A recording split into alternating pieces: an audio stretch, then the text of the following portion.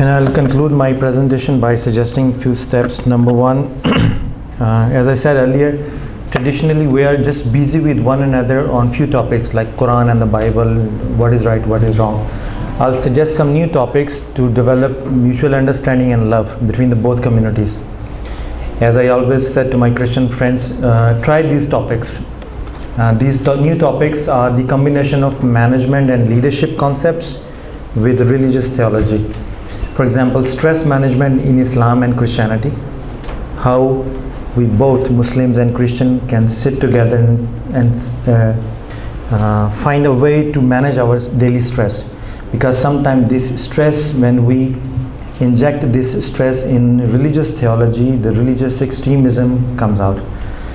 And the goal setting, how we can help one another achieve each other's goals socially, economically. In my company where I work, I usually say the goal of the Christian in my organization is to help a Muslim to become a better Muslim. Not to convert him to Christian, but to help him become a better Muslim. And the goal of the Muslim is to help his Christian brother to become a better Christian. Let's help one another become a better person in our own faith. Once we are better in our own faith, we can more easily see the beauty and the blessing of other faiths playing a role in our life. And time management in Islam and Christianity, stress management in Islam and Christianity, motivation theories in Islam and Christianity. Instead of teaching our young generation just the theology, we teach them how to use and implement theology in our society, in our life. This is only possible when we can add management and leadership concepts, modern leadership and management concepts in our religious education. And second step is to organize as many as possible these interfaith meetings. And please be sure that person you are inviting to speak on interfaith dialogue has an interfaith background. There are people who are newly developed in interfaith and they would love to speak on interfaith dialogue. Sometimes in my organization, where I see that some political parties, they are planning an interfaith session and meetings, they are inviting a political person to address those meetings, as a political representative is much more intelligent than a bishop and a mullah. When they are political representatives, they may be expert in their political agendas, but they cannot represent religion. Religion must be represented by the religious authority because they have a better sense of religion. At the political parties and the political representatives, they need to join hands. But we may have to make sure the leadership that we are exercising in those meetings is with us. We are in a leading role. And third thing, that we need to promote the conscious that the problem of Pakistan is not religion. The problem of Pakistan is not the church. The problem of Pakistan is not Christianity. The problem of Pakistan is not Islam, and the problem of Pakistan is not the religious mullah. Or the problem of Pakistan is the politics, as I see it as a humble student of comparative religion. Sometimes these, just like there are bad people in Christianity who would love to create an issue to maintain their leadership in the church or maintain their leadership in the society. Same people are in Islamic communities. They would love to maintain Talibanization and political issues in Pakistan so they can be on demand by the governments. Similarly, these kind of people are there in politics. So we have to make sure we are very well aware of those politicians who use Christian representations and Islamic representation to create clash, and so that they can maintain as the solution providers. You see, most of the funding that government gets to resolve our issue, your and my common issues, that funding never reaches us. It's gone somewhere else. The problem, as I see as a humble student of comparative religion, the problem of Christian community is the leadership, Christian leadership. The problem of the Muslim communities Pakistan is the leadership.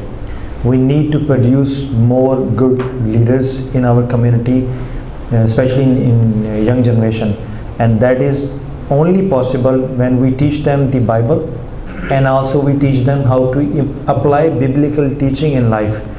And application of biblical teaching or Islamic teaching is only possible or maybe more efficient when we apply management and leadership concepts. In my YouTube channel, you will see lectures on stress management in Quran. And I also quoted a verse from in our previous session here, that one of the best verse in the Holy Bible on personal development, self-help psychology. And I mentioned that verse from the Holy Bible.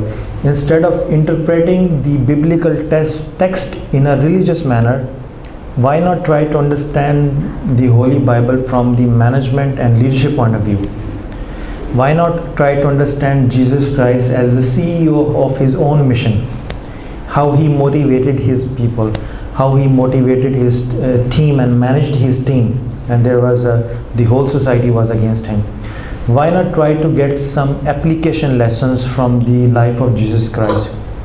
Learning theology is good, but learning theology is step one. Applying that theology in life is more important. So application of those areas must be addressed, where I see in most of the madrasas in Muslim communities, they will teach you what Islam is, but they will never teach you how to practice Islam. Similarly, they will teach you what Christianity is, but they may not teach you how to apply that faith in practical life situations. That's why as I try to inject modern leadership and management concepts and there are many good books on leadership. Zig Ziglar is there, Jim Rohn is there, Anthony Robbins is there. People in secular life and in corporate sector, management sector, they are applying those principles there. The only thing is this: when you sell this psychology on the basis of money to the corporations, they don't like the word religion. But when you analyze that psychology, you will find it in the Bible, and you will also find it in the Holy Quran. And I have in my book, in Islam, Christianity, the English version is under process. It will be published this year sometime. I have taken the biblical passage and interpret those passages from a leadership and management point of view. That if a Muslim reads the Holy Bible, he can also get benefit in life. If a Christian brother wants to read the Holy Quran and wants to get some guidelines, he can also get it. So we have a lot in common. Our differences are our identity, and I'm not saying to remove the differences. We must respect our differences. The Christian brother must respect the difference of a Muslim faith, and Muslim brother must respect the difference of Christian faith. But we can join hands based on our similarities, and we have a lot of similarities as compared to other religions. Use those similarities to promote love, peace and harmony, and put those similarities in your curriculum. In all the madrasas of Pakistan, and just by the way, this book is not available in the market right now.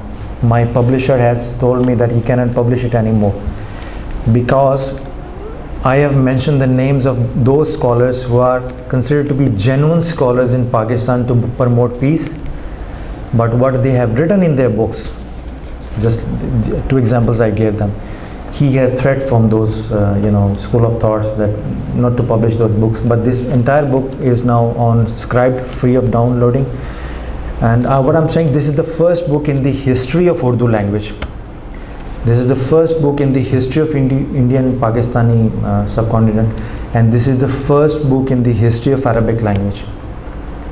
But I've done it. The reason I've done it, and this is the first book where I never got any fatwa from any Christian priest that you have misinterpreted my holy book, because I tried to interpret the holy book, the Holy Bible, as a Christian. I became a Christian when I was reading the Holy Bible. I became a Muslim when I was reading the Holy Quran. And I proved the point that if your intentions are right, you can still write on these topics and still get respect. I got a lot of letters of praise from the Catholic Naqib and from many my Christian friends, Father Emmanuel Asi and many others. And I also got the letters from hardcore mullahs for writing this book. So if your intentions are right and your understanding is right, you can still maintain the balance. But the only possible way to get balance in life is to follow the text, not the mullah. You try to, if you read the Holy Bible directly, you will get guidance still today from Jesus Christ directly. This is, I got it, so I wrote it here. And if you directly read the Holy Quran and the Sunnah of Holy Prophet Muhammad, you will still get guidance. The beauty of Christianity and Islam is that Christ is still connected with a Christian if that Christian is not connected somewhere else. And Muhammad is still connected with a Muslim if that Muslim is not connected somewhere else. They both need our attention. Once we request for connections, the connection is there.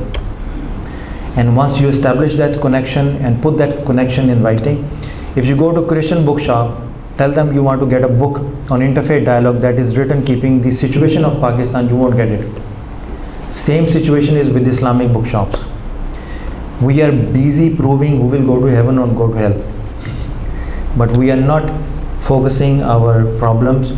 One of the similar concept in Islam and Christianity is, which I mentioned here in detail, and in my previous YouTube videos you can see it. The best way to get the closeness and nearness of Allah, the best way to be connected with Christ and Muhammad is to help one another, is to share the pain and suffering of another human being, regardless of his faith, color and creed. If you share the pain and suffering of, as in the Gospel of Luke on the Day of Judgment, that I was hungry, you did not give me the food, I was thirsty, you gave. The same quotation is in Hadith. And what I derived from that one, if you want to be connected with God and Christ, try to find a person in pain and share his pain and suffering and try to help his quality of his, try to improve the quality of that man, whether he is a Christian or not. Through that process of suffering, through that process of sharing and helping that person improve the quality of life, in that process you will find the connection, and the connection is there. So this is the end of my presentation. Thank you very much for your patience, and if there is any questions.